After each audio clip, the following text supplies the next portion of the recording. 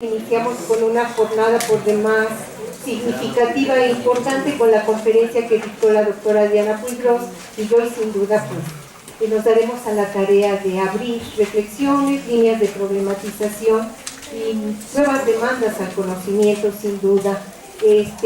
Además de darles la bienvenida, les reitero el gusto de ver caras tan queridas, caras, cuerpos, corazones, todo, a la doctora Buenfil, la doctora Pontón, que desde ayer nos acompaña, a la doctora Inés Castro. No quiero nombrar algunos y otros compañeros, compañeras de la pedagógica, compañeros del posgrado, del Colegio de Pedagogía, a los maestros de la Coordinadora Nacional de Trabajadores de la Educación, que sin duda están enfrentando y estamos enfrentando un momento realmente muy importante de cara al futuro de la educación y del presente de los niños y de las escuelas y de la educación pública.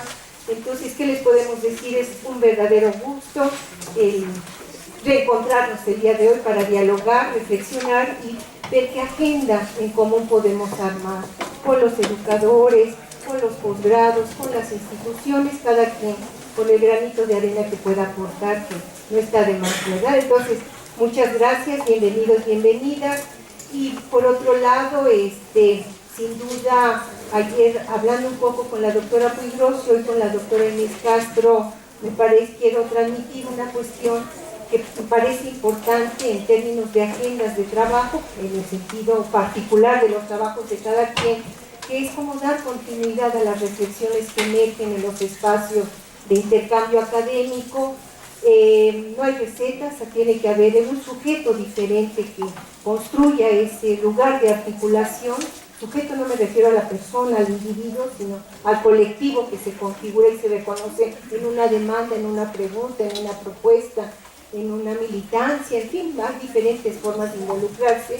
Y la otra es, ¿qué pasa con lo que producimos en las universidades? ¿Está sirviendo, no está sirviendo? ¿Para qué sirve? Servir no en el sentido pragmático, sino de construcción de proyectos frente a demandas muy concretas y necesidades que en el orden de la política educativa sin duda emergen, ¿no? La forma en como los educadores hoy, particularmente los maestros y quienes se asumen en la resistencia, habla de un ethos particular que se define en el orden de una trama histórica, en una coyuntura, espero que sea coyuntura, en un momento histórico.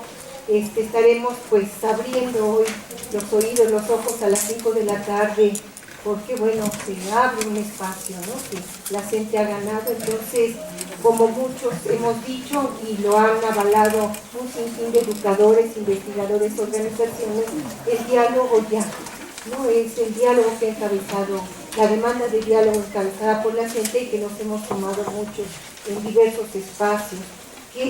¿Qué se dialoga? ¿Cómo se dialoga? Bueno, habrá que verlo, pero entonces, bueno, sin duda es un momento que no hay que perder de vista. Muchísimas gracias. Solamente a manera de un antecedente para enmarcar este seminario, veré algunas cuestiones generales para dar la palabra, que se ha atendido en escuchar, ¿verdad? Que es a la doctora Puigros, que bueno, además ya comió una rica comida mexicana, de la Ciudad de México ya la recibió con los brazos abiertos. Entonces, ya a leer esto, y solamente les informamos que en caso de que haya una mayor demanda, está ya preparada una sala para hacer una transmisión el día de hoy Skype, mañana sí va a ser el circuito cerrado. Entonces, ¿para qué? Bueno, en medio hay un calor humano aquí impresionante, ¿verdad? Pero que no nos desborde porque nos podemos deshidratar o desmayar. Entonces, les avisaremos si fuera el caso, y ahí haríamos solamente una petición de 5 minutos para poder acompañar a los que nos acompañan acá y hacer la conexión con la habilidad que bueno, las queridas compañeras jóvenes tienen para todas estas cuestiones, ¿verdad? Bueno, muy buenas tardes. El programa Alternativas Pedagógicas y Prospectiva Educativa en América Latina, que se realiza en México, Argentina, Brasil, Chile y Colombia, en las Facultades de Filosofía y Letras de la Universidad Nacional Autónoma, la Universidad de Buenos Aires, Argentina, de Ciencias y Educación de la Universidad Distrital Francisco José de Caldas, de Bogotá, Colombia, y en la Universidad Estadual do Ceará de Brasil, les da a ustedes la bienvenida. APEAL tiene como uno de sus principales objetivos sistematizar y analizar las experiencias educativas que se configuran en la compleja trama de la lucha por la hegemonía por diferentes sectores en contextos específicos y en diversos momentos de la historia de los países de la región. En la primera etapa de su desarrollo, los investigadores participantes provenientes de una multiplicidad de países, instituciones y organismos sociales del continente centramos la atención en el estudio de los procesos educativos populares, tanto aquellos que llegaron a institucionalizarse como los que fueron reprimidos, negados, desconocidos o incorporados a los discursos que tradicionalmente han regulado el funcionamiento y operación de los sistemas educativos de nuestras sociedades. Con este trabajo se ha configurado un campo de conocimientos, así como de diversos espacios de investigación, formación e intervención para situar, a partir de las particularidades sociohistóricas y culturales de cada realidad, las implicaciones de las alternativas pedagógicas en la producción de opciones que respondan a los complejos desafíos que enfrentan los países de la región latinoamericana en el marco de las transformaciones, la desigualdad y la situación actual. Los hechos que se han producido, sobre todo en las últimas 3 décadas, modifican muchos de los símbolos que sostuvieron tradicionalmente a la sociedad y marcan de manera profunda los acontecimientos de la historia reciente de los países de la región. Entre otros procesos, hemos situado a la educación como un factor altamente responsable de los obstáculos que enfrentamos en nuestros países y de las alternativas que estamos gestando y que hoy resulta premiante para postular una mirada diferente a la que ha construido el neoliberalismo pedagógico, una mirada que desde la historia y la perspectiva atienda a los desafíos educativos en la especificidad de los acontecimientos colectivos, las capacidades reales de los sujetos y el imaginario plural de justicia e igualdad social. El campo de la educación se ha abierto a nuevas conceptualizaciones que la reubican en su relación con las prácticas políticas en general, las nuevas demandas sociales, el surgimiento y configuración de sujetos sociales y pedagógicos, así como su vinculación con el Estado. El sistema escolar latinoamericano siempre estuvo acompañado por experiencias educativas y planteamientos pedagógicos cuestionadores y alternativos, que muchas veces se vincularon orgánicamente con propuestas políticas y en otros casos se desarrollaron en el marco de procesos políticos generales, pero siempre constituyeron discursos o gérmenes de discursos político-pedagógicos tendientes a la transformación social. No obstante, estas experiencias se articulan con nuevas demandas frente a la necesidad de configurar un sistema educativo diferente que requiere ser analizado para visibilizar nuevos procesos y aportar a la construcción de conocimientos desde los cuales se pueda repensar el campo de la educación actual.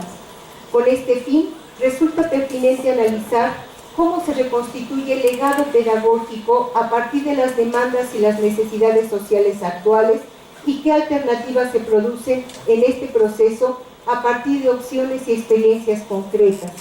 En parte, este constituye el horizonte por el que transitaremos con Adriana Puigros en estos 2 días de seminario para iniciar el día de hoy con una reflexión de carácter histórico-teórica para pensar América Latina del liberalismo al neoliberalismo en educación, y el día de mañana centrar la atención en la dimensión político-pedagógica a partir del análisis de experiencias concretas. Nuevamente bienvenidos, bienvenidas, y pues sin más vamos a dar la palabra a la doctora Puigros. Gracias.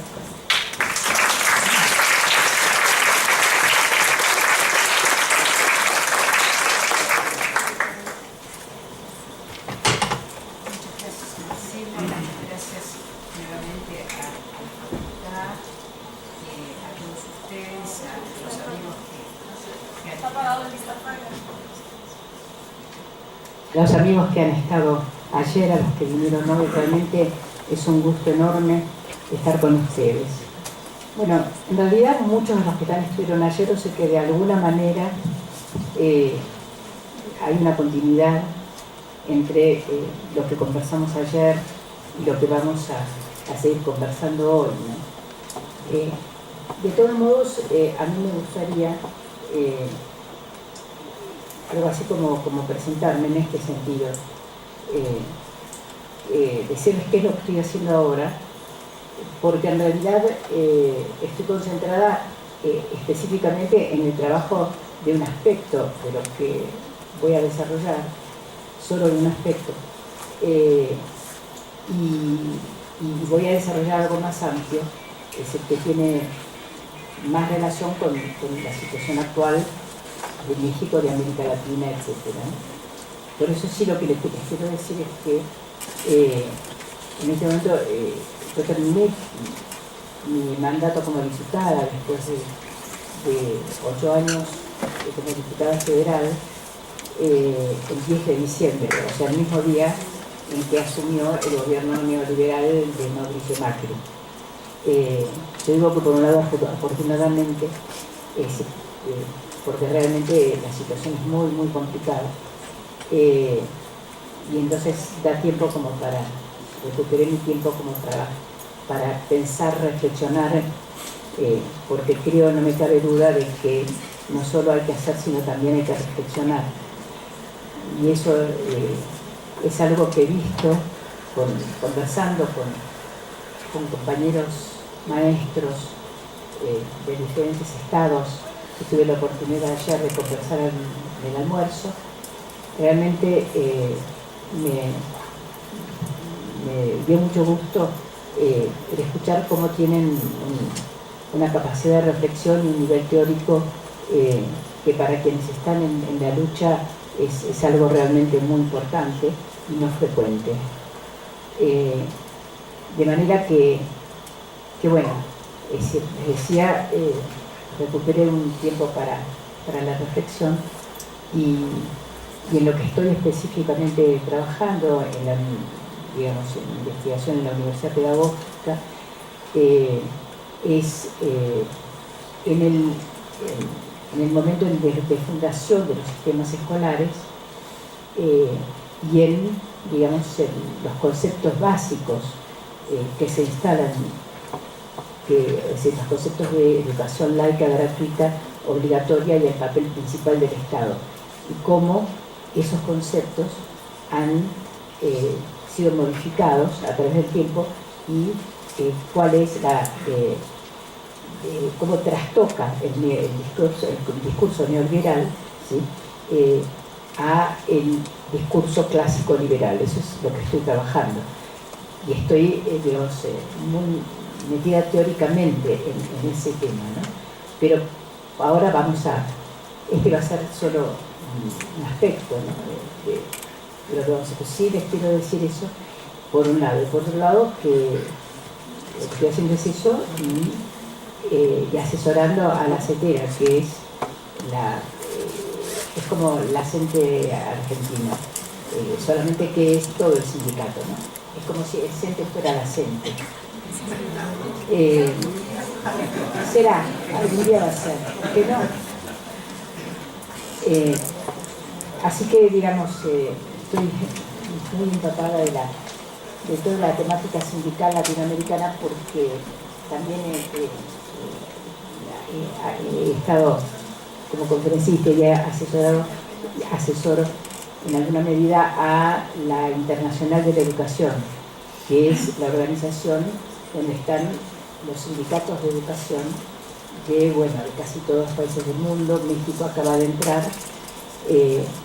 acaba de ingresar, pero bueno, sí.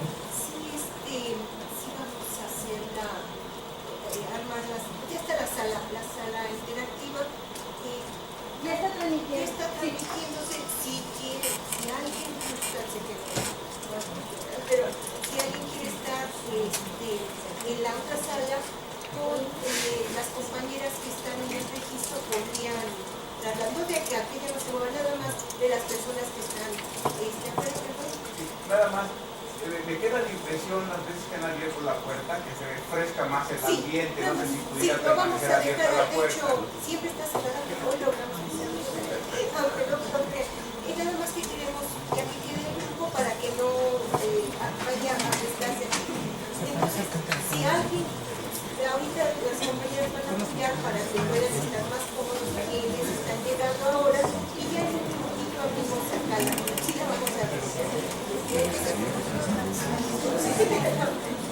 Gracias, disculpa.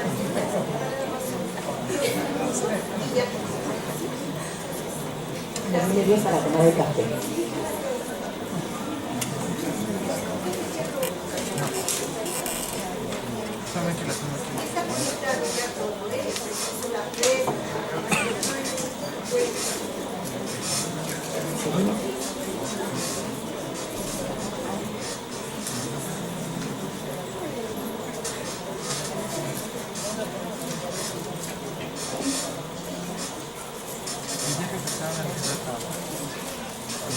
Sí, entonces ya podemos seguir porque está... También ya se puede continuar. ¿No han regresado a Morelia? Sí, perdón. Que seguro que ya se lo quieren inculcar ese capítulo. Se mueven los lugares vacíos. Aquí hay un lugar, acá hay otro lugar. Acá hay otro lugar. Y allá en la mesa hay otro lugar. Y aquí en las piedras hay otro lugar.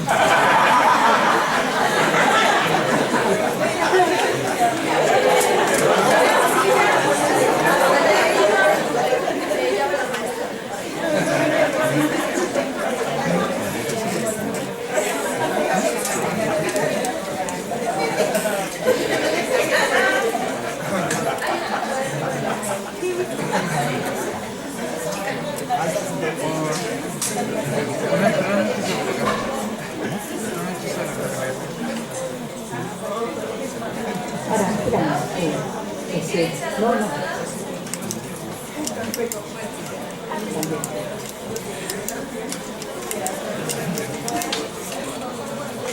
Tenemos bastantes años. Bueno, les agradecemos y disculpen.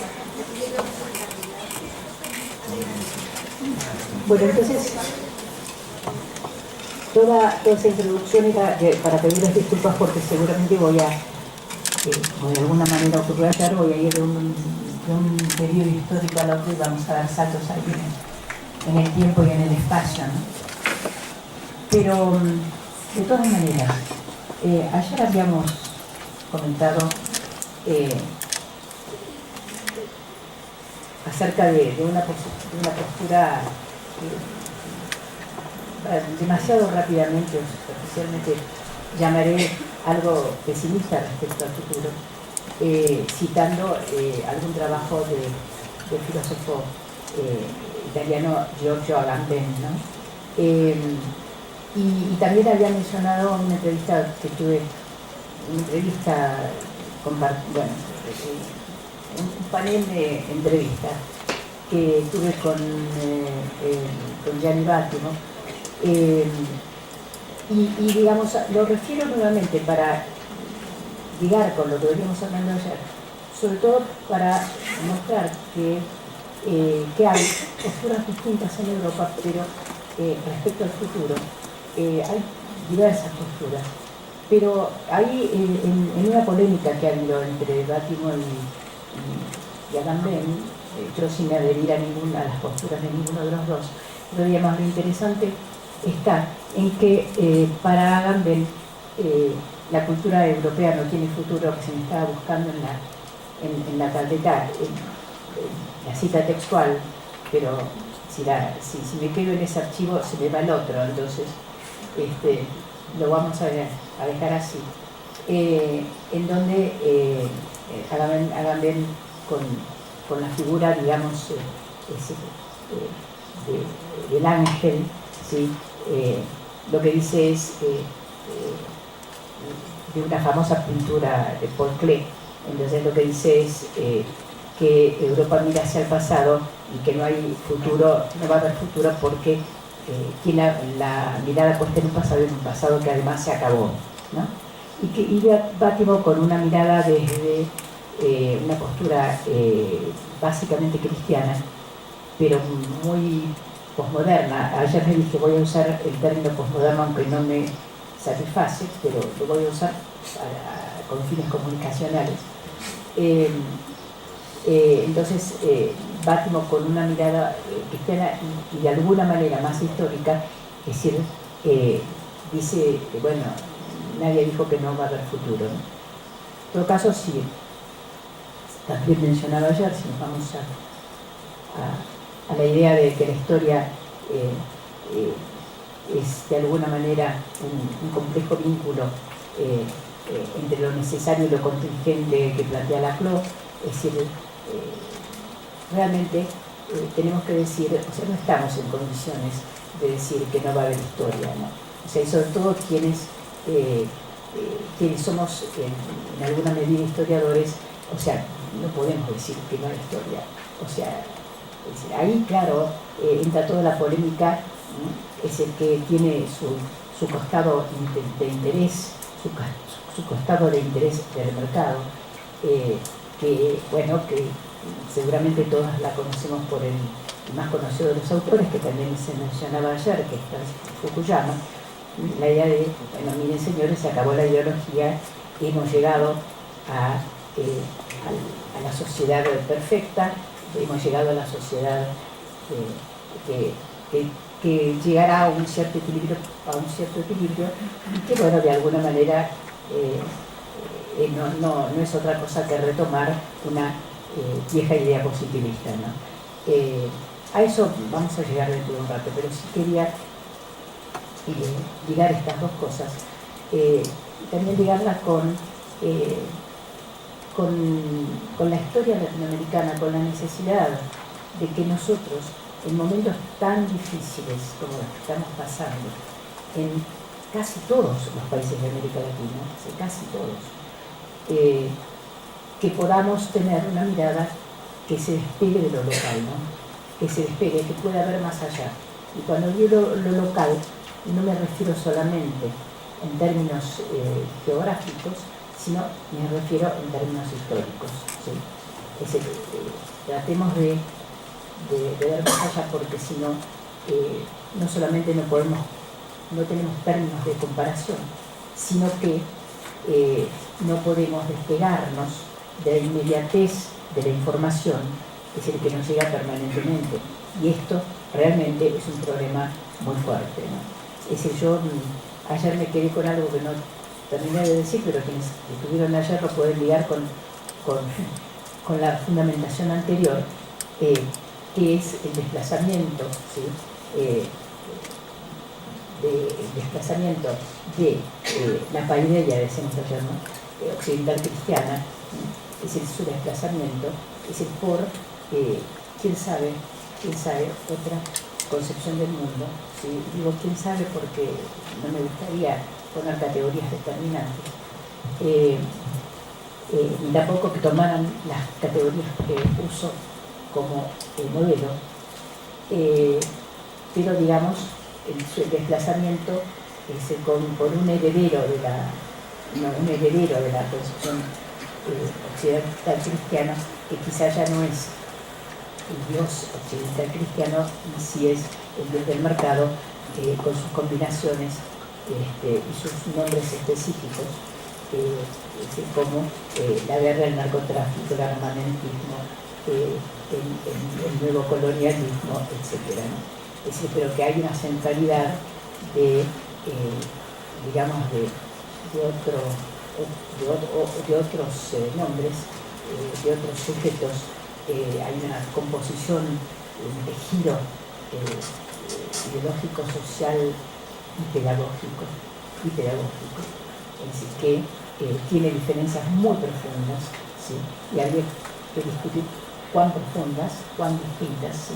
Pero a mi manera de ver, sí, estamos viviendo, me atrevo a plantear como hipótesis que estamos viviendo un ciclo distinto de la historia, ¿sí? Es decir, que el ciclo del neoliberalismo, el ciclo en donde las reglas del mercado penetran, ¿sí? Y constituyen sujetos, es un ciclo distinto de la historia. Me atrevería a plantearlo como hipótesis, ¿sí?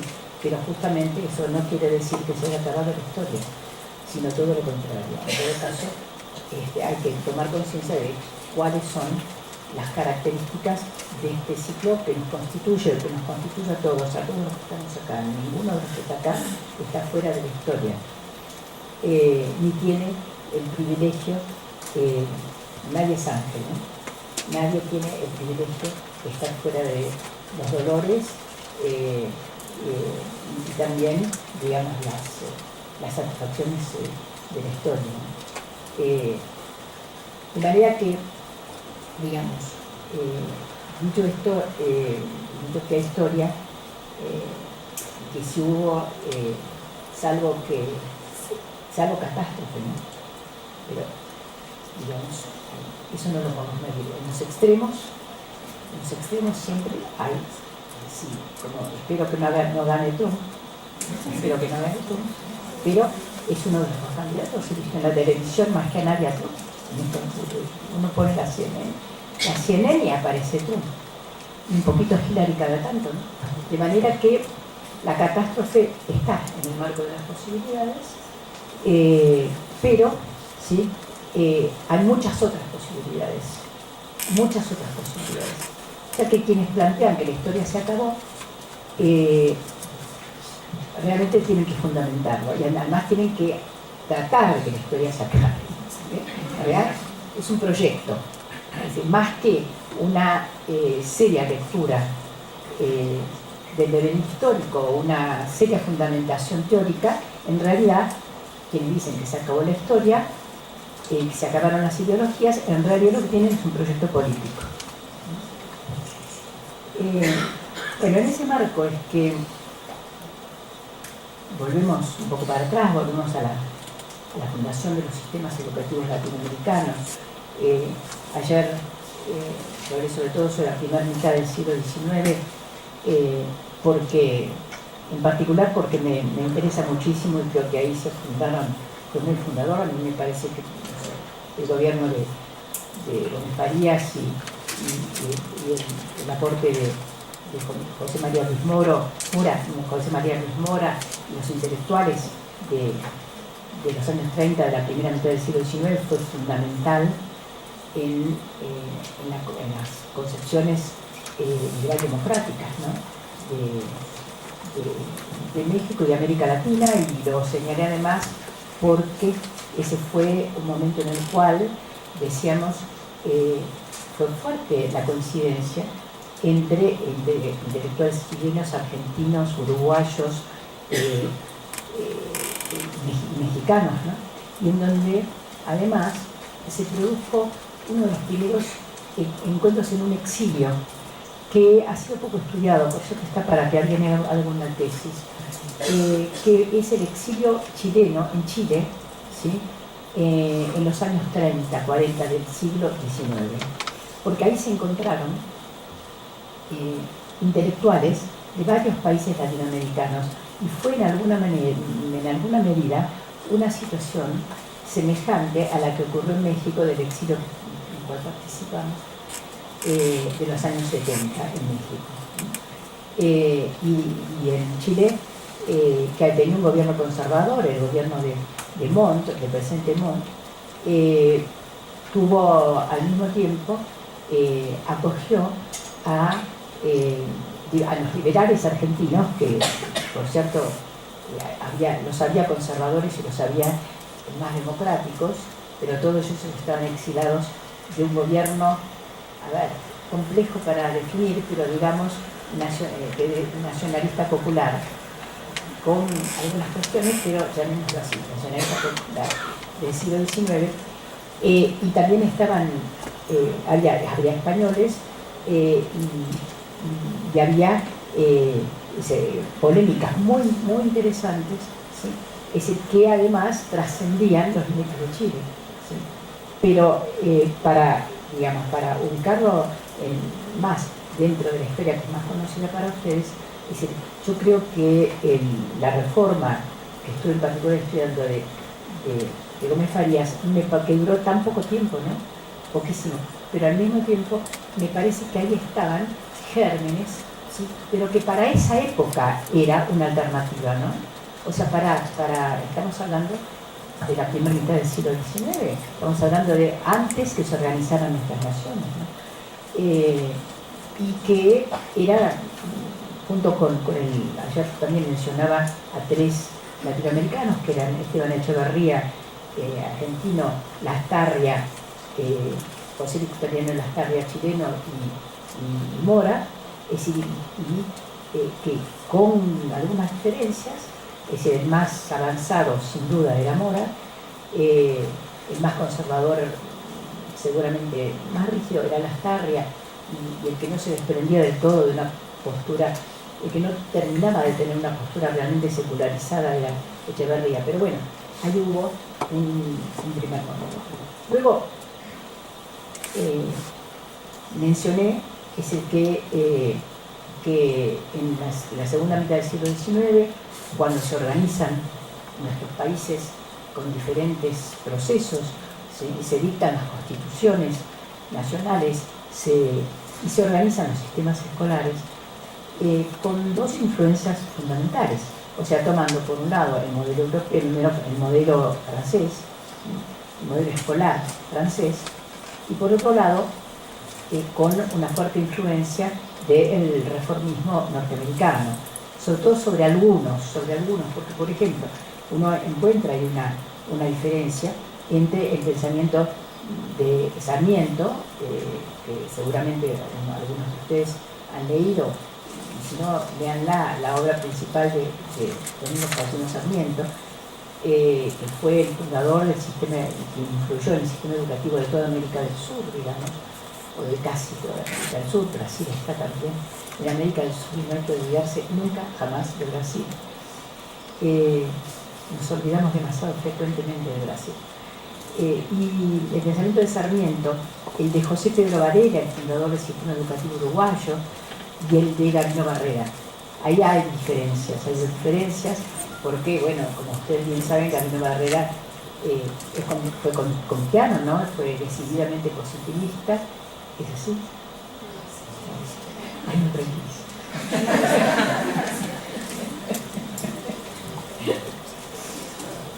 No, es que cuando digo currículum busco a la maestra Alice de Alba donde estaba la que y en algunas cosas, unas cuantas, la busco a la maestra, a la doctora Rosalía Wolfín, y me tranquilizo. Y a Marcela todo el tiempo, porque siempre nos escribimos todo el tiempo. Bueno, entonces, ¿cuáles son las diferencias? Me parece que pese a la cercanía con Estados Unidos, me parece que el pensamiento de Gabino Barrera es más ortodoxamente europeo, tiene una idea mucho más, digamos, más directamente vinculada al positivismo. Y en ese sentido me parece que tiene una idea de ciudadano que es más universal, y hasta donde yo conozco la obra de Gabino Barrera, me parece que no tiene elementos fuertemente racistas que sí tienen Sarmiento, sobre todo Sarmiento, ¿no? El pensamiento de Sarmiento es un pensamiento racista, pero fíjense realizando qué operación, es una operación muy interesante, porque si lo tomamos como una, digamos, como una operación discursiva, ¿sí? Seguramente nos va a servir como para entender algunas cuestiones que pasaron posteriormente y que siguen ocurriendo ahora. Ya, mientras, por ejemplo, Gabino Barrera, pero también, por ejemplo, Juan Bautista Alberdi, que fue quien escribió la Constitución Argentina, ¿sí?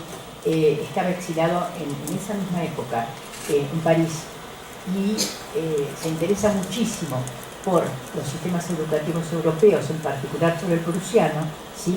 Sarmiento se exilia en Chile, el presidente Montt le pide, ¿sí? que vaya a hacer un viaje por Europa para conocer los sistemas educativos y ver cuál importaba a Chile. Sarmiento de Europa mucho no le gusta a ninguno, y entonces escucha que hay que en Massachusetts y a lo mejor en Boston hay un pedagogo que se llama Horace Mann, y entonces se embarca y se va a Estados Unidos y se encuentra con un senador republicano en el barco que le dice: sí, lo conozco a Horace Mann, le doy sus datos. Se encuentra ahí con Horace Mann, y entonces, bueno, a partir de eso va a hacer dos viajes muy importantes, va a vivir bastante en Estados Unidos, y entonces absorbe, ¿sí?, la idea reformista norteamericana y la idea de educación común y de un sistema educativo que llegue a todos. Ahí aparentemente parece coincidir con el pensamiento de Gabino Barrera, digamos, con la idea, digamos, más positivista, ¿no? Un sistema escolar que tenga una función de organización de la sociedad, porque fíjense que si el gran organizador hasta ese momento había sido la Iglesia, ¿sí? O sea, cuidado con eso, porque alguien tiene que organizar la sociedad, alguien tiene que cuidar, ¿sí?, los vínculos, ¿sí? Alguien tiene, y ese alguien después vamos a retomarlo, ¿no? Porque para el liberalismo, para el neoliberalismo, o para Hayek, o para, como dicen, nadie, hay que sacar al alguien, ¿no? Dicen, nadie tiene que organizar la sociedad, pero, digamos, alguien organizó la sociedad, organizó la sociedad colonial, alguien cuidó ayudó a la familia a organizarse, ayudó a los vínculos, alivió el dolor de la gente, ¿sí? Enterró a los muertos, bautizó a los niños, alguien, digamos, legalizó el amor, ¿no? Es decir, esto hay que tenerlo muy en cuenta.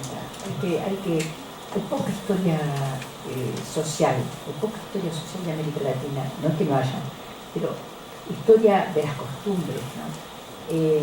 Entonces, a ver, secularizar no era algo muy sencillo, ¿no? No era sacar un decreto diciendo, bueno, ahora desde ahora ya va a ser el Estado y no la Iglesia, es decir, quien organice la sociedad, ¿no? Sino que se trata de procesos muy profundos, ¿no? Realmente de procesos muy profundos. Entonces, bueno, volviendo a Sarmiento y Gabino Barreda, Gabino Barreda está bastante tranquilo porque a partir de la idea comtiana había una cierta necesidad, una necesidad histórica, ¿sí?, que tuviera etapas en la historia, entonces eso da una cierta seguridad, como el marxismo, ¿no? Para el marxismo clásico también hay una cierta seguridad. Yo me acuerdo de la época en que era marxista, estaba tan segura. Porque no, era, digamos, uno se podía equivocar y por unos cuantos años, pero algún día en la vida iba a llegar el socialismo, seguro, y que no cuente nada de los países socialistas, ni lo que pasa porque todo está bien. Es un pensamiento de base iluminista, moderno, ¿sí? Es el que abarca el conjunto de las sociedades industriales, y que tiene la idea de progreso, es decir, como una de las bases, pero da seguridad, ¿no? O sea, la gente necesita tener alguna seguridad en la vida. Nosotros somos, nuestras generaciones son las que ahora nos encontramos con que nos están, a ver, se nos cayeron todas las seguridades, ¿qué pasó? Bueno, entonces, es decir, para Gabino Barreda había una mayor seguridad. Para Sarmiento, para José Pedro Valera, el uruguayo, ¿sí?, que están más influidos por el pensamiento norteamericano, ellos tienen la idea del progreso, sí creen en el progreso, pero ¿cuál es la seguridad? La educación. Para Gabino Barreda también es muy importante la educación, ¿no? Es decir, para ellos la educación. Ahora, ¿qué pasa? Que cuando vuelven a América Latina, cuando se reconectan con América Latina, tanto Sarmiento como José Pedro Varela dicen, sí, pero acá hay un sujeto previo, ¿sí?, que es la población indígena, parte de la cual ya estaba diezmada en el sur, en América del Sur, sobre todo en el cono sur, ¿sí?, la habían liquidado en diversas oportunidades, en diversas guerras, provocando además Inglaterra guerras entre los países, contra el Paraguay, por ejemplo. Entonces ellos dicen, esta población no es un sujeto educable, ¿no? O sea, ¿cómo se van a educar? Con lo cual hablan de educación común, pero al mismo tiempo, ¿sí?, están diciendo, vamos a educar a todos, vamos a construir un sistema educativo, un sistema escolar, ¿sí?, que llegue al conjunto, ¿sí?, y dicen al mismo tiempo, esta población no se eduque. Sarmiento llega a decir, pobre México, pobre Bolivia, que no terminó con su población indígena, ¿no? Llega a decir así. Y al mismo tiempo está, lucha toda su vida por una educación para todos. Yo soy, en particular, estoy trabajando el pensamiento de Sarmiento. Si llego, que uno nunca sabe, dentro de un año o algo, a que se transforme en un libro, se va a llamar Adiós Sarmiento. Pero bueno, pero en eso estamos. Entonces, digamos, esa operación, ¿sí? Esa operación de tomar el modelo europeo o el modelo norteamericano, es decir, y decir, y después trastocarlo, ¿sí? Al ubicarse en América Latina, es algo que siguió ocurriendo, ¿no? Que siguió ocurriendo y que, digamos, uno lo encuentra muy en particular a fines del siglo XIX, principios del XX, porque son los momentos de consolidación de los sistemas escolares en América Latina, en donde básicamente las teorías que están en juego están, por un lado, el pensamiento positivista sumado al higienismo.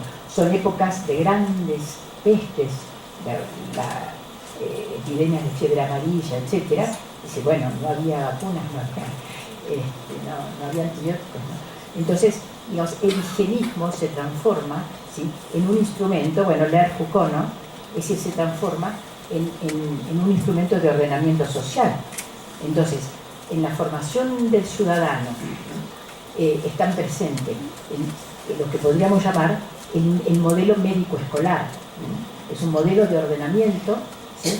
En donde, yo insisto, en donde tratemos de entender cuáles son necesidades de la... Si hubo epidemias y no hay antibióticos y no se inventan los antibióticos, entonces el higienismo es, digamos, un instrumento con el cual se puede lograr, es el combatir un desastre semejante, pero al mismo tiempo se transforma en un instrumento de poder. Transformado en un instrumento de poder, ¿sí? Es decir, se articula con, ¿sí? Otros elementos y tenemos en las bases de los sistemas escolares latinoamericanos, tenemos un sistema disciplinario, ¿sí? Es decir, argumentado desde el higienismo, la necesidad de una organización social, etc. Ahora, esto en América Latina tiene expresiones distintas, muy distintas. ¿Por qué? Porque una cosa es México, Guatemala, Bolivia, los países que tienen una fuerte población indígena, que se retrajo y que siguió con su organización comunitaria y lo logró. Es increíble cuando uno ve cómo continúa la organización comunitaria y revive y tiene imaginación, ¿no? En muchos lugares de América Latina, en algunos cuantos lugares de América Latina, no en muchos lugares de América Latina. Bueno, esto es una cosa. Entonces el sistema escolar, digamos, se desarrolló, pero en muchos lugares quedó, digamos, no logró un ensamble completo. En otros países, como son los países del Cono Sur, con mucha inmigración europea, y donde lo que hicieron no es que no había una población indígena, o que no había una población negra. La Argentina tenía un porcentaje de negros, ¿sí? De población afro muy importante, pero nos mandaron a la guerra del Paraguay, una guerra tremenda, ¿sí? Y la población afro quedó unida a una pequeña minoría, ¿no? Pero bueno, ya para fines del siglo XIX, comienzos del XX, la población indígena y la población afro era muy menor. Con lo cual, el impacto de la inmigración fue fuerte. Y hubo un mestizaje muy rápido con la población indígena, quechua, aymara y guaraní, ¿sí? Es el que efectivamente seguía estando hasta, digamos, prácticamente toda Patagonia, junto con araucanos, etc. ¿Sí? Pero hoy en la Argentina yo creo que casi ninguno deja de tener una gota de sangre indígena, ¿sí? O sea, pero el mestizaje fue muy rápido y muy fuerte, y casi nadie deja de tener una gota de sangre europea, ¿sí? Entonces, desde el punto de vista cultural, en los sistemas escolares, ¿sí?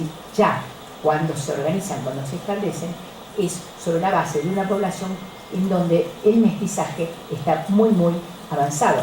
Y digo mestizaje cultural, ¿no? Donde no hay problemas, o son menores, no hay, no es cierto porque los hay todavía, ¿no? Problemas lingüísticos. Al menos la población de base quechua, aymara, guaraní o lo que sea, en general es bilingüe, es bilingüe. Yo trabajé en una escuela en el norte, cerca de Bolivia, donde los niños hablaban quechua, no hablaban español, pero en la escuela aprendían el español, hace muchos años. Pero de todas maneras, esa es una diferencia. Ahora,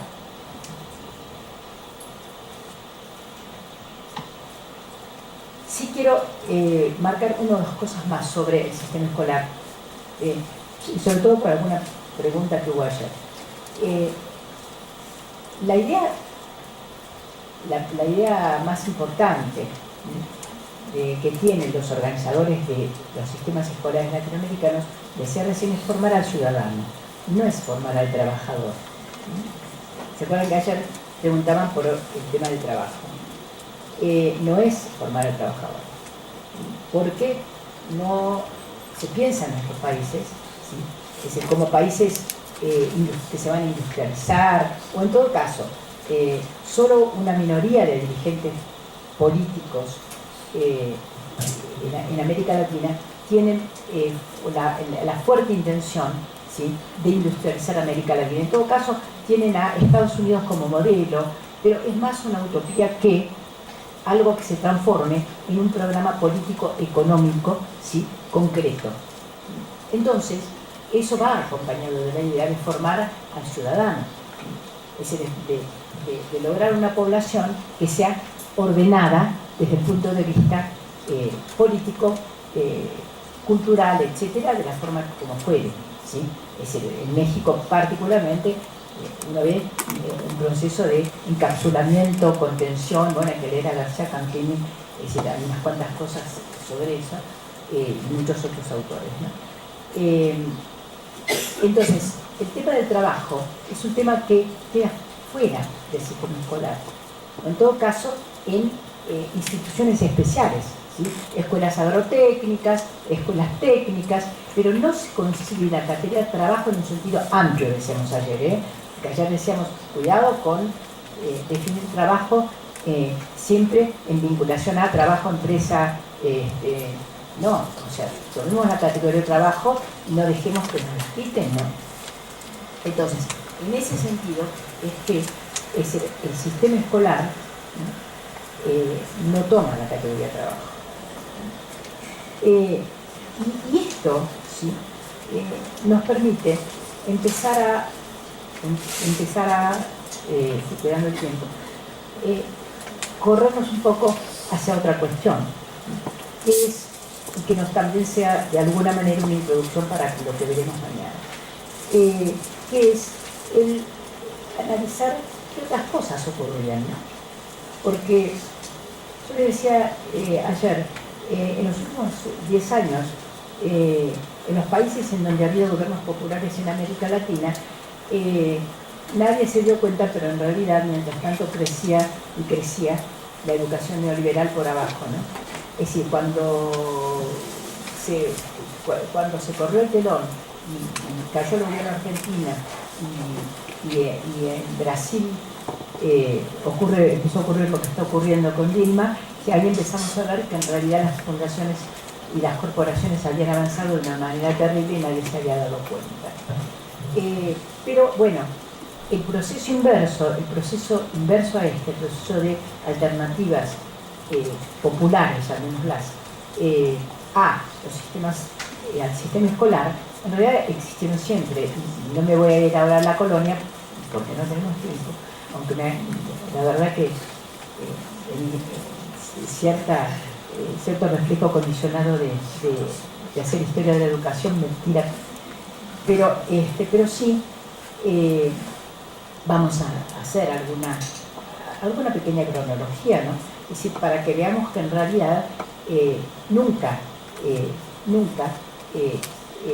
las instituciones que nosotros vemos sintetizan el único discurso que se queja en la sociedad.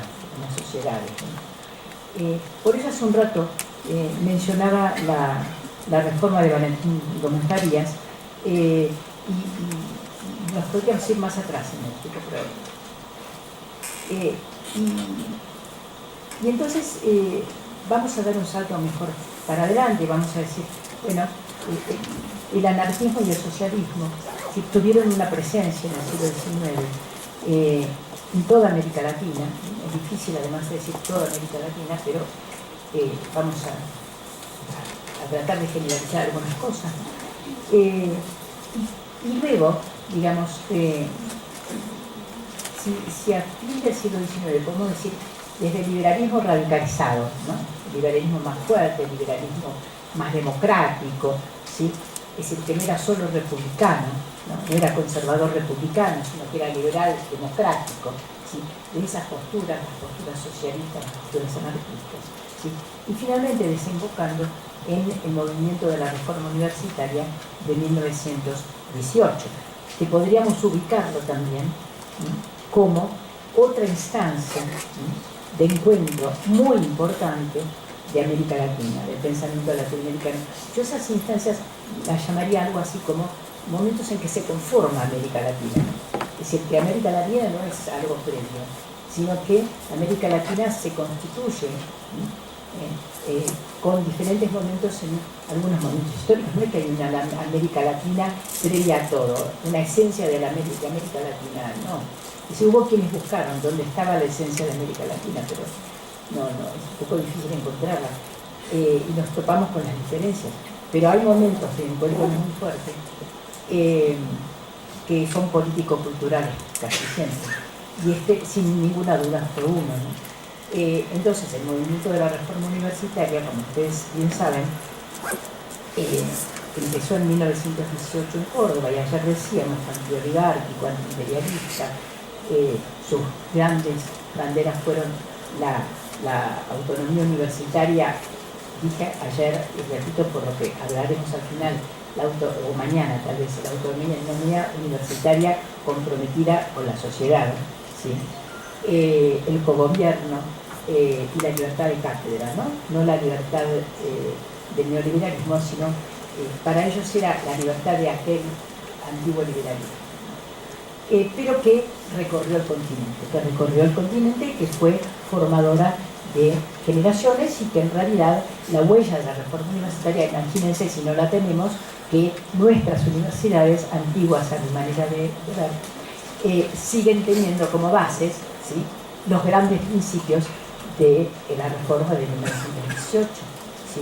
Esos son los grandes principios que sostienen nuestras universidades, algunos de ellos desgastados, como por ejemplo el cogobierno, ¿no? Desgastado en el sentido de quién eligió las autoridades, que eso varió en América Latina, etcétera. Pero bueno, y luego quiero muy rápidamente decirles que en las décadas del 20 y del 30, ¿sí? Yo por ahí tengo un libro sobre esto, y la verdad es que anoche usé el machete, anoche busqué qué dirá, para poder hablar hoy, porque es un tiempo que no lo veo, que es el momento en el cual se van gestando ideas de educación popular más consistentemente en América Latina, ¿no? Y en ese sentido voy a hacer una enumeración. Nosotros tenemos por un lado, digamos, un nacionalismo popular, algo que podemos ya denominar uno de los primeros nacionalismos populares, con el APRA peruano, ¿sí? El APRA peruano de aquella época, porque luego el APRA volvió al gobierno hace 20 años con una posición de derecha, ¿no? Pero digamos, el APRA fundado por el doctor Raúl Aya de la Torre en aquellos años, ¿no? El sandinismo, el sandinismo de Sandino, el nacionalismo popular también de Hipólito Yrigoyen en la Argentina, ¿sí? Albizu Campos en Puerto Rico, ¿sí? Y en alguna medida el Partido Nacional Revolucionario de México en algunas de sus corrientes, que eso ya se los digo a ustedes para que lo lo decían.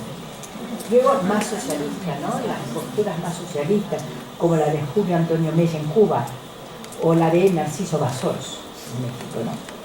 Y Farabundo Martí, El Salvador. Luego hay una izquierda positivista más liberal, ¿sí?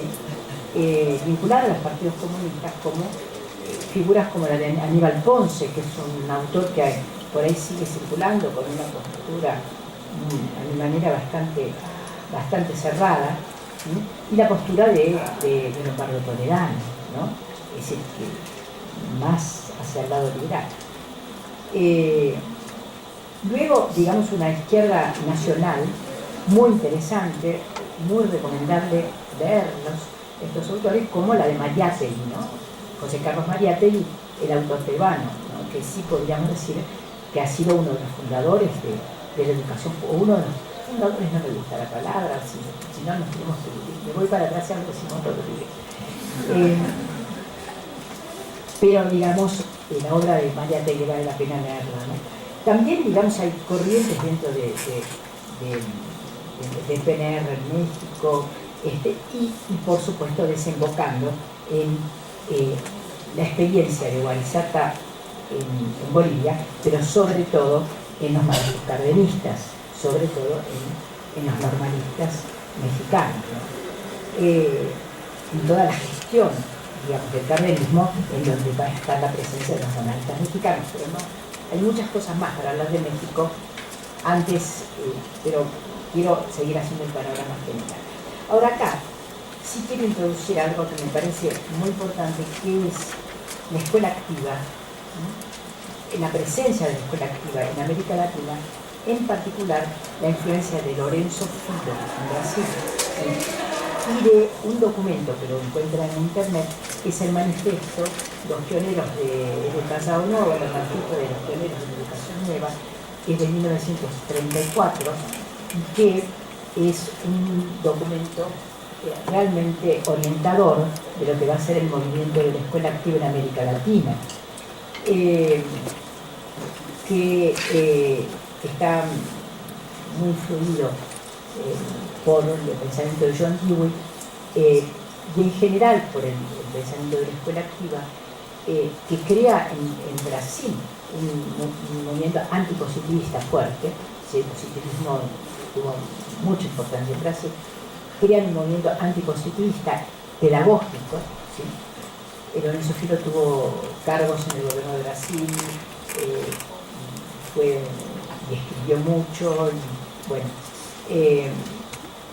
y que ya está mostrando la posibilidad de una organización distinta del trabajo de enseñanza-aprendizaje. No exactamente del sistema escolar, porque Brasil tiene otra historia, otra manera. Brasil fue excepcional respecto a América Latina en cómo se organizó su sistema escolar, pero no voy a entrar al punto, solamente a decirles que lo que plantea Lorenzo Filo es sobre todo, digamos, la posibilidad de que sea distinto el proceso de enseñanza-aprendizaje, ¿no? Que sea más democrático en términos pedagógicos. Y en el mismo sentido, tenemos una corriente que en la historia de la educación de la Argentina que hicimos en APEAL, denominamos democráticos radicalizados, ¿sí? Que es una corriente interna del sistema escolar argentino, influida por la escuela activa, por el pensamiento de Montessori, desde Crowley, influida por el krausismo, con bastante influencia del krausismo, también de Freire, y también de Lewis, eran muy lectores, pero eran a la vez funcionarios del sistema escolar, e inspectores y directores de escuela. Esto es muy interesante porque había ahí una ambigüedad, pero porque eran funcionarios al mismo tiempo estaban en contra. Se aplicaban las reglas, aplicaban las ordenanzas del Ministerio de la Secretaría en esa época, de Educación, pero al mismo tiempo iban a las escuelas y formaban a los docentes directamente, ¿sí? Pero con otra concepción. Entonces había un inspector, un poquito después, en los años 30 y 40, que se llamaba Horacio Ratier, que era, bueno, después lo sancionaron algunas veces, pero era autoridad del Ministerio de Educación, y él recorría las escuelas de la Patagonia, imagínense, en aquella época, ¿no? Y iba con él un titiritero y maravilloso educador uruguayo, que se llamaba Gesualdo. Iban juntos a las escuelas y enseñaban otra cosa, ¿no? Y a mí me regalaron el archivo del inspector Ratier. Ahora yo lo doné a la biblioteca del Ministerio de Educación. Y en las cartas que pudimos ver, que las vimos en APEAL, muchos, del inspector Ratier, son maravillosas porque les escribe cartas a los docentes, a los maestros, donde les dice, bueno, aflójense, ¿no? O sea, y enseñen, cuenten lo que saben. Es decir, bueno, está bien, llenen la planilla, pero hagan un diario, hagan una bitácora, ¿no? Es decir, y lleven muñecos, títeres, para trabajar con los niños. Es decir, igual se quedan y recorren, ¿no?, la Patagonia. Es muy lindo. Entonces, digamos, ahí hay algo que es muy, muy interesante, porque también eran, muchos de ellos, no exactamente el caso de Ratier, pero muchos de ellos eran a la vez militantes socialistas. Entonces, ahí hay algo de vinculación entre la política, porque además fueron fundadores de los primeros sindicatos de maestros de la Argentina. Hay una vinculación entre la militancia sindical, la militancia política y digamos, la militancia pedagógica, ¿sí? en donde habían logrado no escindir estos tres aspectos.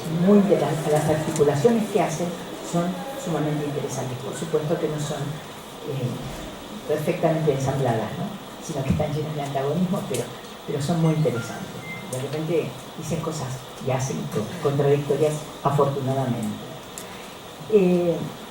Si seguimos para adelante,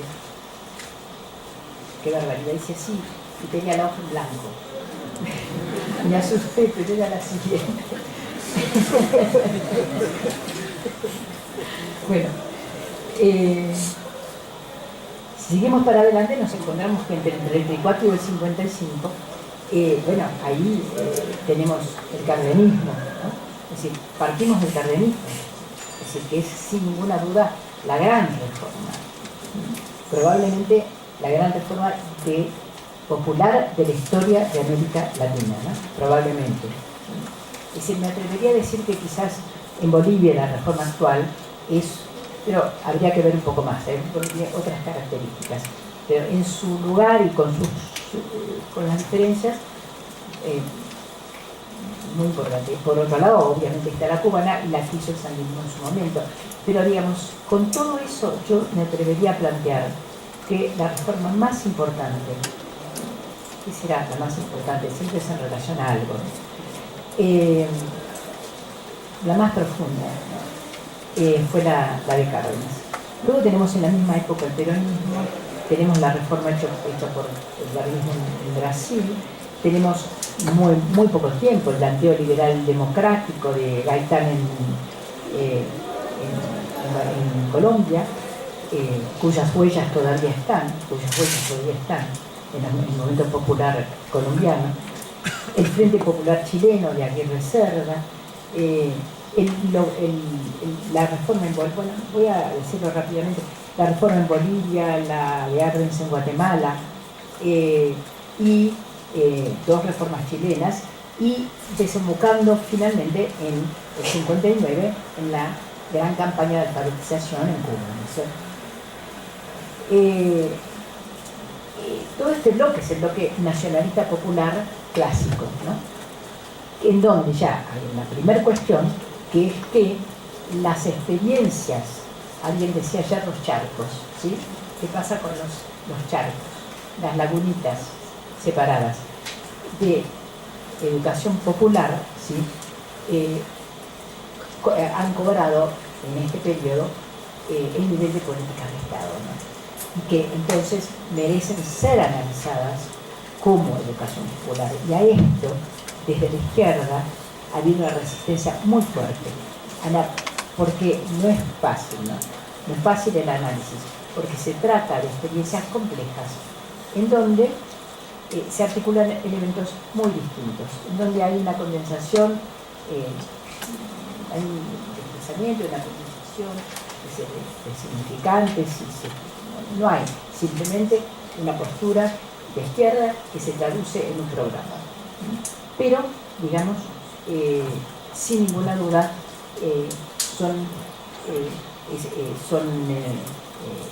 ya es algo más que experiencias, son políticas educativas que son distintas, ¿sí? Son distintas, se sitúan en el marco o en el quehacer de otros antagonismos diferentes, ¿sí? a la del sistema escolar fundado desde las ideas liberales positivistas, para decirlo rápidamente. Y luego, en la década del 60, vamos a tener, por un lado, con el Concilio Vaticano II y las ideas de Paulo Freire, ahí hay un punto de quiebre o de constitución de diferencias, ¿sí? Un discurso distinto, ¿sí? Va a ser distinto. Es difícil encontrar el hilo conductor entre existen varios hilos conductores, pero es difícil encontrarlos entre las experiencias de Estado de los años populares de los años 30 a 50, ¿sí? Y el planteo de Paulo Freire, que aparece como si fuera algo,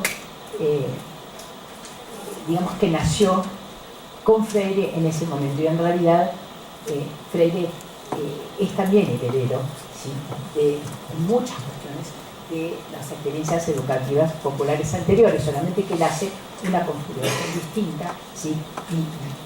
y es una creación, entonces, el pensamiento de Paulo Freire. Pero no hay ninguna, bueno, digamos, salvo que seamos creacionistas, en realidad toda creación tiene una herencia, carga con una herencia. ¿Sí? Hasta los pobres Adán y Eva ahí tenían su herencia. Adán también, no solo Eva. Entonces, digamos, el discurso de la pedagogía de liberación se va a abrir en América Latina con posturas, con un espectro de posturas.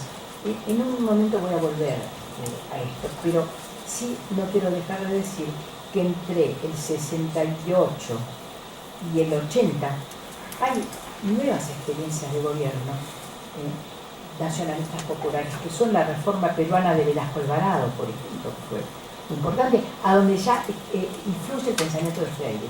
Ahí ya influye el pensamiento de Freire a nivel de experiencia de gobierno. La unidad popular chilena, donde además tienen Freire, la presencia de Freire y de un gran antropólogo brasilero que era Darcy Ribeiro, gran antropólogo. Y además un latinoamericanista importantísimo, un antropólogo dedicado a la conceptualización de América Latina. Está el gobierno, el brevísimo gobierno peronista del 74, ¿no? Que luego culmina con la dictadura y con el exilio nuestro en México. El gobierno de Torres en Bolivia, bueno, el 68 mexicano, ¿no? Que es un estallido que, digamos, allá hay muchos elementos para analizar cuáles son los elementos pedagógicos, cómo estaba pensando la universidad, cuáles eran las demandas. Allá hay, digamos, estallido de un discurso, ¿no? Y este periodo de alguna manera culmina con la reforma educativa nicaragüense, con el sandinismo, el sandinismo de los años 70, 80. Luego tenemos entre el 64 y el 83, no sé de sí, tenemos resistencia a las dictaduras y al mismo tiempo es un periodo en el cual uno lo que observa es un desarrollo de las experiencias comunitarias. Eso se ve particularmente en México, ¿sí? Cómo las experiencias educativas de las comunidades, ¿sí?, tienen un fuerte desarrollo y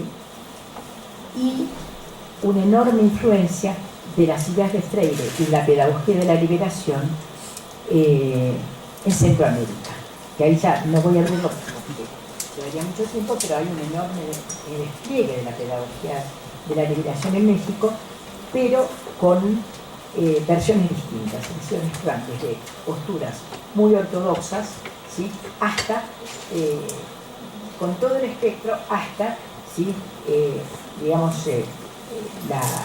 la UNESCO y los organismos internacionales metiéndose a utilizar las ideas de Freire, ¿no?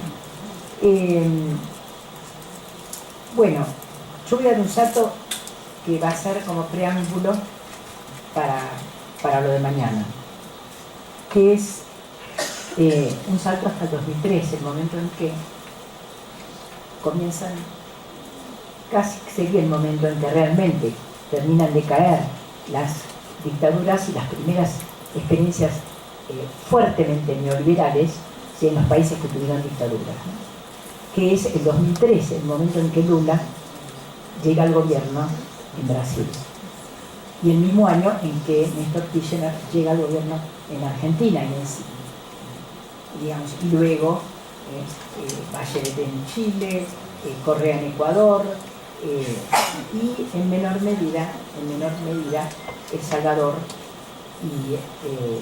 y en la vuelta del sandinismo con Daniel Ortega en Nicaragua, ¿no?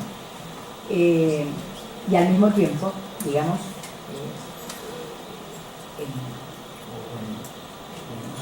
al mismo tiempo, ahora digo, en el mismo periodo más o menos, digamos, el levantamiento de Chiapas, las expresiones populares en Oaxaca, es todo lo que empieza a ocurrir en México, que de alguna manera lleva junto la maduración de experiencias pedagógicas comunitarias, ¿sí?, que me parece que es algo sumamente importante de rescatar, de conocer y rescatar, ¿no? Es decir, que quizás todavía están muy aisladas, que todavía están muy como lagunas. Estoy hablando de las experiencias pedagógicas, ¿eh? Bueno, ha sido quizás un poco pesado este enunciado histórico, pero me parece que necesitamos, ¿sí?, es decir, aunque no recordemos los hechos en particular, necesitamos entender que hay un recorrido, entender que la historia de ninguna manera empezó hoy, que necesitamos además leer las posturas de los diferentes teóricos acerca de las concepciones de la sociedad, de la historia. Necesitamos conceptualizar, ¿sí?, necesitamos tener elementos para conceptualizar. Y que, retomando también algo que decía ayer, es decir, que el hecho de que estemos en un momento en donde hay un avance muy, muy fuerte, del neoliberalismo, sobre la educación, por supuesto sobre el conjunto, pero sobre educación, en donde las grandes corporaciones están actuando directamente, ¿no? Es decir, yo les decía ayer y seguramente lo repetí mañana, es decir, en la experiencia nuestra en Argentina, mañana les voy a contar un poco más, pero el hecho de que los ministros sean directamente ¿no? Los CEOs de las corporaciones, ¿no? Que el ministro de Energía sea quien fue en los últimos 20 años el presidente de la Shell, ¿sí? Es decir, o que el ministro de Educación sea directamente un hombre, digamos, muy vinculado con la derecha de la Iglesia, no con el Papa Francisco, sino con la derecha de la Iglesia, y que esté vinculado directamente con el capital privado en educación, ¿no? Es decir, nos muestra que en realidad las grandes corporaciones han descubierto a la educación como un mercado, ¿sí? Y creo que les decía también que las ideas de los fundadores del neoliberalismo, ¿sí? Que es decir, por ahí tengo una frase maravillosa de Hayek, de von Mises, cuando dice que sí, en el mundo del libre mercado, en el mundo de la libertad, entonces cada individuo va a poder construir como quiera su cultura y vamos a llegar a ese mundo, ¿no? Y por ahí uno los ve demasiado cercanos a las ideas de Ivan Illich, es decir, que se tocan por ahí, ¿no? Esta idea de que, es decir, sin Estado todo es posible, ¿no? Y cuando uno ve la situación actual y ve lo que realmente en nuestra época, a lo mejor algún día se invente otra cosa, pero por ahora, si no es el Estado, es decir, no existe un sujeto que pueda, ¿sí? Es decir, obviamente un Estado democrático, obviamente soñamos con un Estado democrático, no con un Estado cualquiera, un Estado burocrático, un Estado corrupto, un Estado autoritario, ¿no? Es decir, pero sin un Estado democrático, un Estado realmente representativo, y digo Estado en un sentido amplio, ¿no? Casi digo sociedad política en un sentido gramsciano, es decir, realmente no hay otro sujeto que pueda, ¿sí? Representar, responder a las demandas, necesidades, etcétera, de la sociedad, y que pueda, desde el punto de vista educativo, realizar la tarea de la constitución de sujetos, ¿sí? Su parte de la tarea de la constitución de sujetos, ¿sí? Es el que requiere una sociedad democrática. Entonces, bueno, esto lo vamos a retomar mañana, pero dejamos ahí y habremos, creo que para el diálogo. Muchísimas gracias.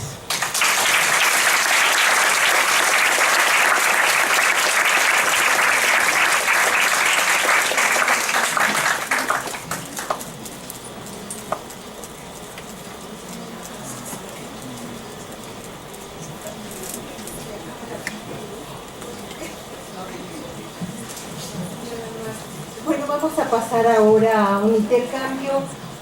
La mecánica sería abrir una ronda de intervenciones muy acotadas, ya sea preguntas o reflexión particular. Serían 5 como el día de ayer, si ustedes están de acuerdo, y pasaríamos a dialogar. Sin duda se abren una diversidad de temas, de aspectos. Una escena que tal vez viene a mi cabeza a partir de este recorrido tan exhaustivo y preciso que hace la doctora Puigros, ayer hablando con maestros de la coordinadora de algunas de las secciones de Oaxaca, de Chiapas, de Michoacán. Era increíble cómo junto con la militancia, el plantón, la marcha, el desplegado, etcétera, se narraba proyectos educativos que asumen como alternativos frente a, con su diversidad, y en ese marco como en la narración estaba presente el círculo de estudios, la formación política, la convocatoria de educadores populares para reflexionar, el diálogo con expertos y académicos. Me parece que ahí hay una escena muy rica porque no es la militancia o el activismo o el educador que en solitario construye, que es muy loable, sino es una apuesta desde el hacer político a lo educativo, viceversa. Marco la escena en este recorrido, cuánto de esa historia no hay ahí presente y cuánto de diferente también no hay inscrito ya en su propia dimensión del hacer educativo, ¿no? Es otro sujeto, nada más, digamos, lo dejo ahí. Estarían, no sé si las compañeras del equipo, sí, está el profesor, está Agustín, está Buenaventura, Carlos y está Fernando, unos varones.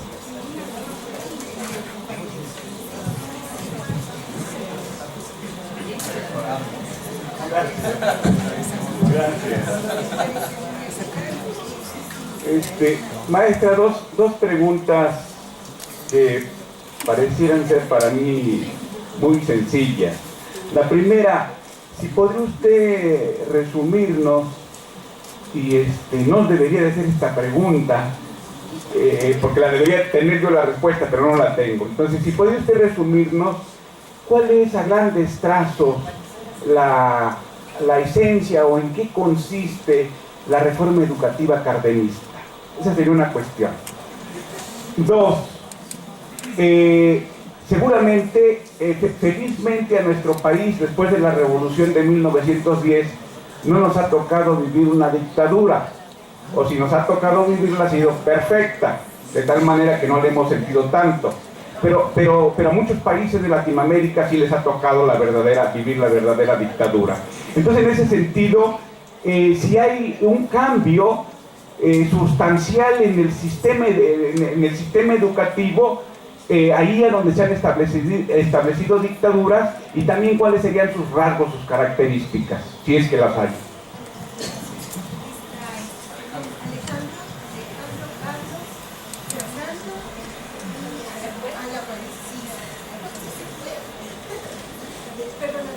Sí, gracias, y agradezco a la doctora.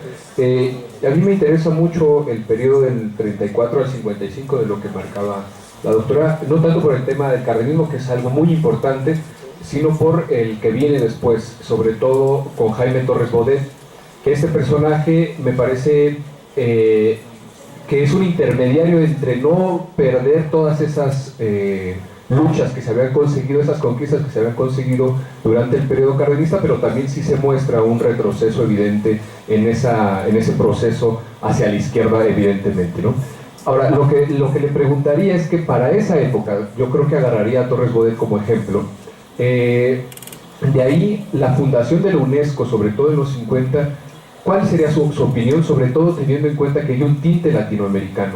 Hay intelectuales como el mismo Torres Bodet, que es uno de los secretarios de la UNESCO, pero también a otro nivel, que están haciendo posible esa difusión de la educación popular. Pienso en el venezolano que es Luis Beltrán Prieto Figueroa. Entonces, ¿cuál sería en este encuadre la fundación de la UNESCO? Por supuesto, después de los 70 y en adelante la UNESCO cambia, pero especialmente en este periodo. Gracias.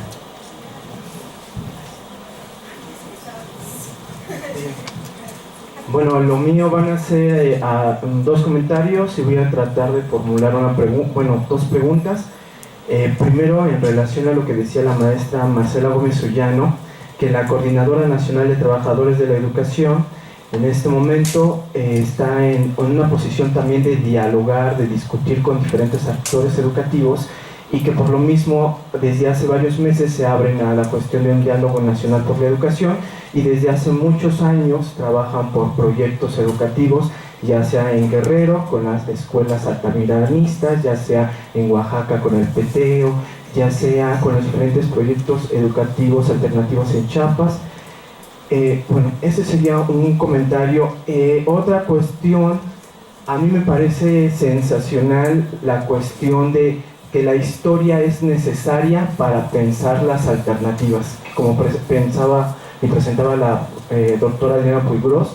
Es necesaria hoy en día y una herramienta para poder construir el futuro, y en esta cuestión de cuestionar un poco la tesis postmoderna que nos estaba planteando y que se cuestionaba.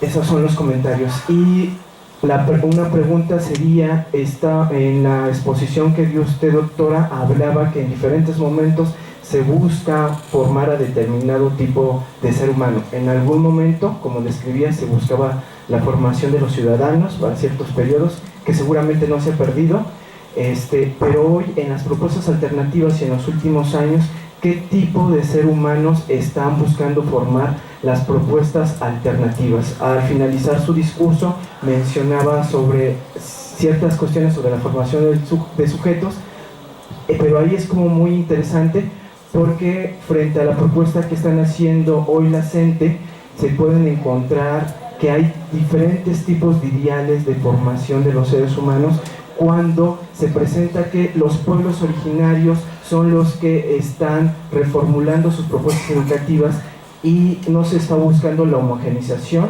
sino que aparezcan el tojolabal, el tzotzil, el mepa, aparezcan los mestizos, pero aparezca también la identidad nacional que somos los mexicanos. Entonces, esos serían mis comentarios y la pregunta.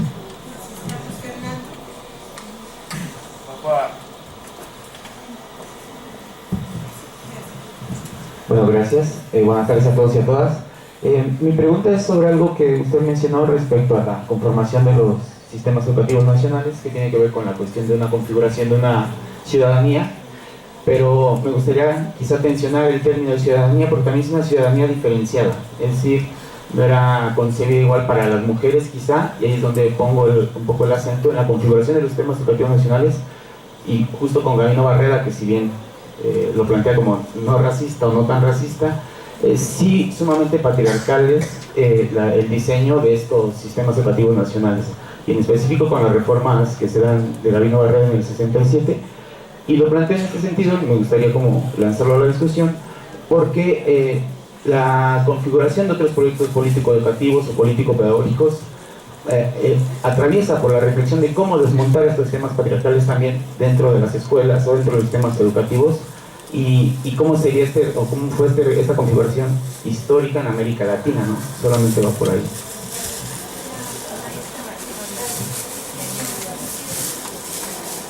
Gracias. Bueno, pues agradecer primero al Seminario PEAL tener esta magnífica charla, y mi comentario va en síntesis a lo que usted explicó ayer y expuso muy interesante el día de hoy, cómo viene la transformación del concepto de ciudadanía en la escuela del siglo XIX, XX y XXI. Bueno, a mi parecer es muy importante este recorrido teórico para comprender cómo el neoliberalismo lo que va a hacer es desmontar la construcción de ciudadanía, que lo que estaría produciendo en la vida escolar sería la desposesión de la ciudadanía, lo cual se expresa a través de la precarización de la escuela pública, por lo menos en el caso mexicano y evidentemente en toda América Latina, y cómo también hacer este paso con muchísimo cuidado de cómo comprender que el liberalismo y el liberalismo no son necesariamente lo mismo, sino que más bien este nuevo sistema neoliberal sería una ruptura con el liberalismo, y así usaré comillas, de tipo humanista o ciudadano del siglo XIX, ¿no? Y poder mirar este proceso de construcción de ciudadanía y después un mismo sistema que se desvirtúa y construye desposesión.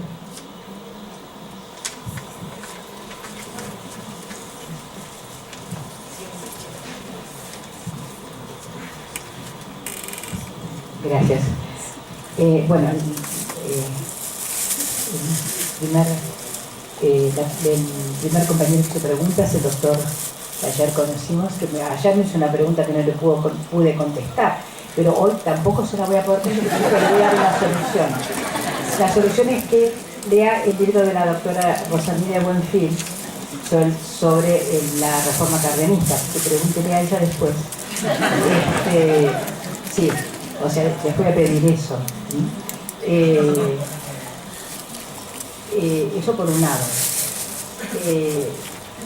Por otro lado, respecto a las dictaduras, ¿no? Dice, las dictaduras latinoamericanas. Bueno, la primera cuestión que es importante es que fueron golpes de Estado encabezados por militares, y que durante mucho tiempo aparecieron como que habían sido solo encabezados por militares. Y afortunadamente en los últimos años, ¿sí?, se avanzó en entender que en realidad los militares, es decir, que fueron los que a ver, no estoy de ninguna manera exculpando a los militares que torturaron, desaparecieron, mataron, etc. pero al mismo tiempo, en gran medida, fueron instrumentos de ese poder que hoy aparece directamente en varios países de América Latina, ¿sí? Es a través de, bueno, los golpes blandos, como el que empezó con el de Honduras, ¿sí? Que es hoy lo que ocurrió en Brasil, o las elecciones ganadas en Argentina, es decir, por la derecha, ¿sí?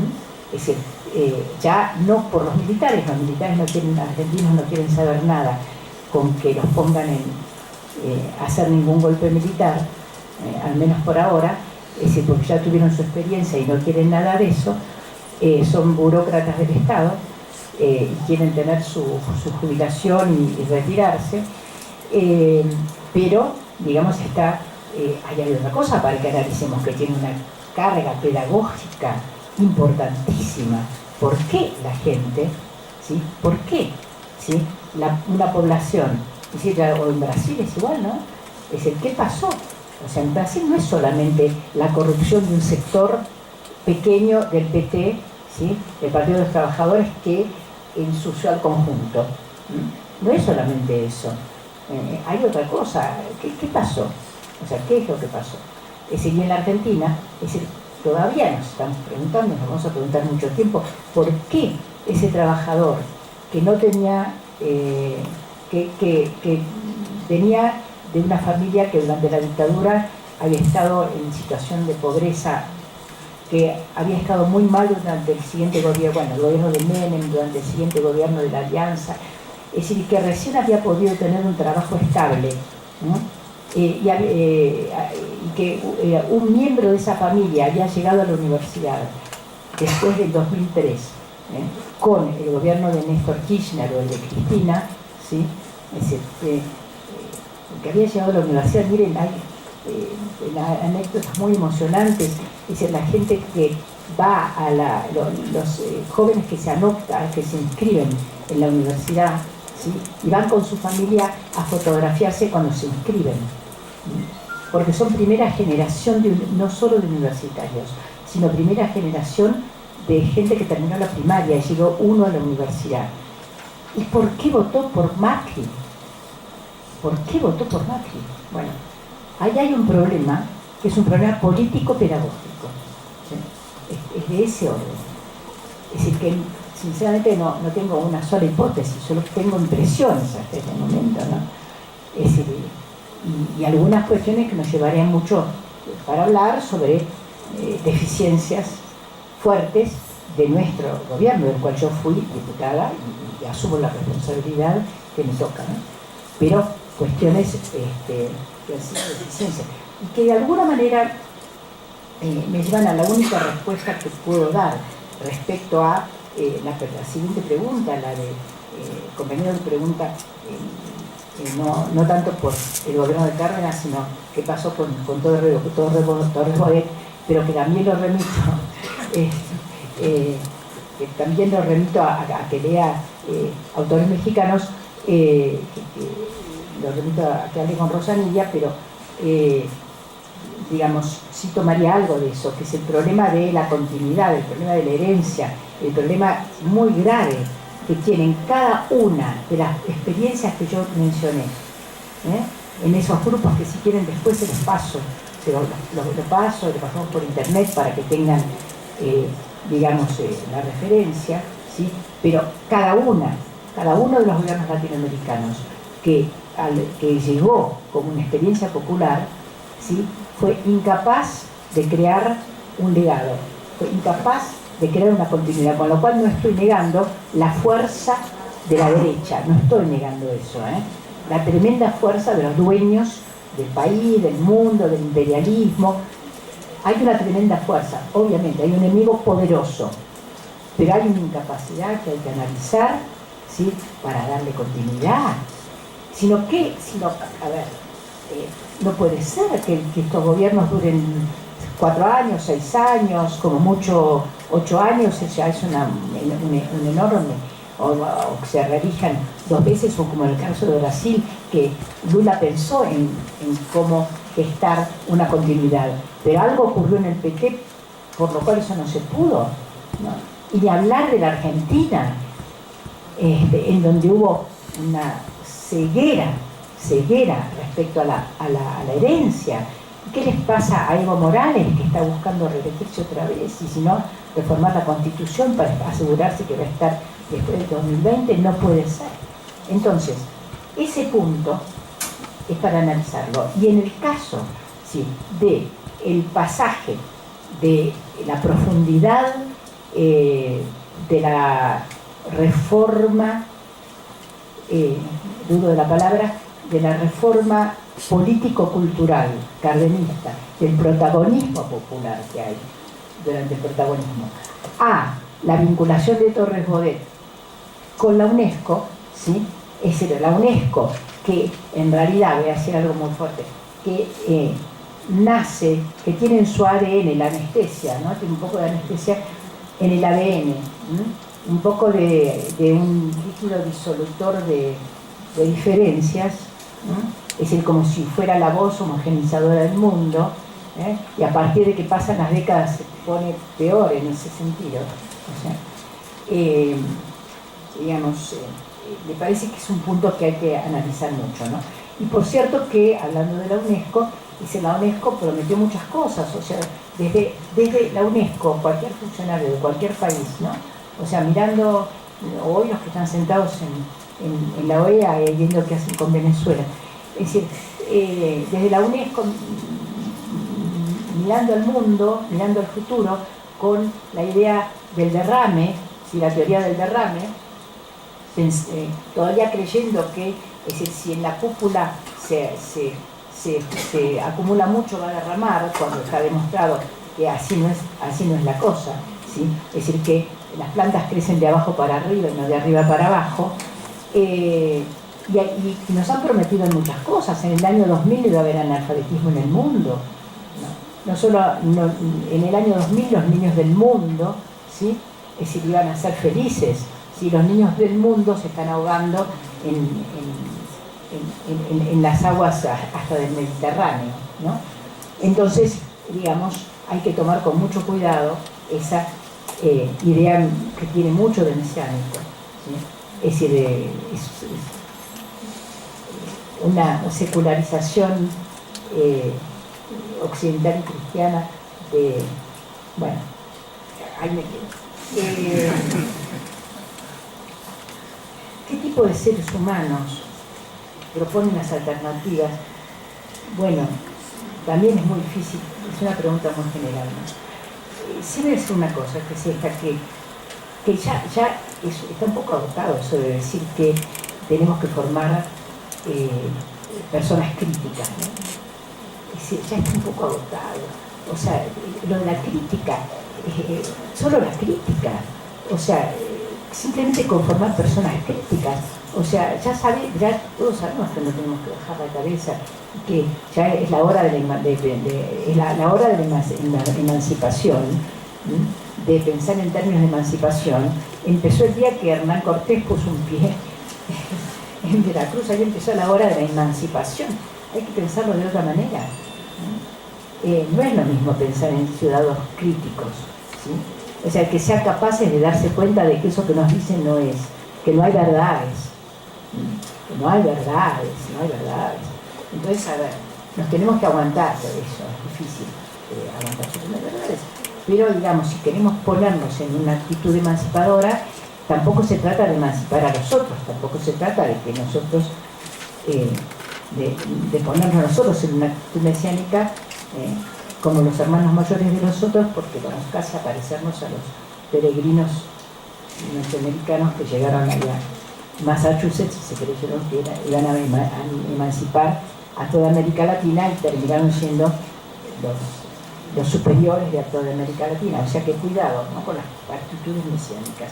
Pero si nos ponemos un poco en clave freiriana y en clave dialógica, por ahí encontramos la vuelta, ¿no?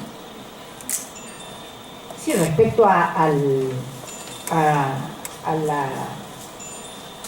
la negación de las mujeres y al carácter machista de los sistemas educativos latinoamericanos, no cabe duda, ¿no? O sea, todavía está, la deuda es inmensa De esto no cabe ninguna duda, y que el pensamiento de los liberales era un pensamiento en que, por supuesto, que excluía a las mujeres, no de todos, no de todos. En el caso particular de Sarmiento, por ejemplo, Sarmiento incluye a las mujeres, les daba un lugar de igualdad, y discutió muchísimo por eso, al mismo tiempo que ¿sí? Inferiorizaba a la población aborigen, ¿no?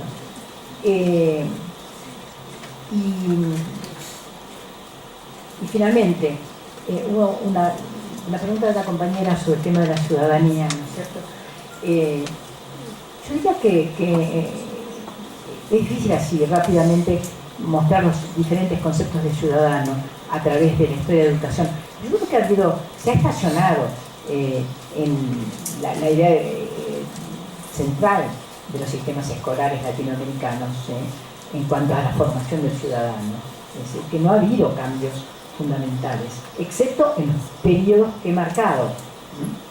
Es decir, pero que no termina de penetrar. Esto sí ocurrió en el cardenismo, pero es decir, ocurrió en el gobierno de Vargas, no está dentro de las preocupaciones de Freire, que es el tema del trabajo, ¿no? Yo insisto en eso, en el tema del trabajo, en que el tema del trabajo queda permanentemente fuera. Entonces, ¿quién introduce el tema del trabajo? Lo introduce el neoliberalismo. ¿Y cómo lo introduce? De una manera reduccionista, ¿no es cierto? O sea, lo decíamos ayer, o sea, lo que vale, el valor de la educación es el valor del mercado. Evaluar, en realidad, la evaluación sustituye al enseñar, ¿sí?